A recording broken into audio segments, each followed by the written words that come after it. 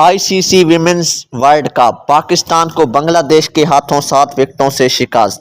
ICC women's world cup کے تیسرے match میں پاکستان ویمنز ٹیم کو بنگلہ دیش نے 7 وکٹوں سے شکست دے دی۔ بنگلہ دیش نے 130 رنز کا ہدف صرف 31 اوورز میں 3 وکٹوں کے نقصان پر حاصل کر لیا۔ پاکستانی بیٹنگ لائن ایک بار پھر ناکام رہی اور پوری ٹیم 38.3 اوورز میں صرف 129 رنز بنا سکی۔ منیبہ علی 17، رامین شمیم 23 اور کپتان فاطمہ ثنا 22 رنز کے ساتھ نمایاں رہیں۔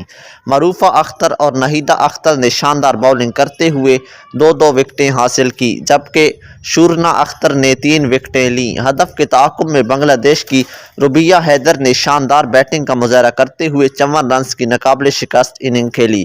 سبوہا مستری نے 24 اور کپتان نگار سلطانہ نے 23 رنز بنائے۔ پاکستان کی جانب سے ڈائنا بیگ، فاطمہ ثنا اور رامین شمیم نے 1 وکٹ حاصل کی۔ میچ کی بہترین کھلاڑی کا ایوارڈ بنگلہ دیش کی معروفہ اختر کو دیا گیا، جنہوں نے 2 وکٹیں حاصل کیں۔ دوستو، اس کے بارے میں آپ کی کیا رائے ہے؟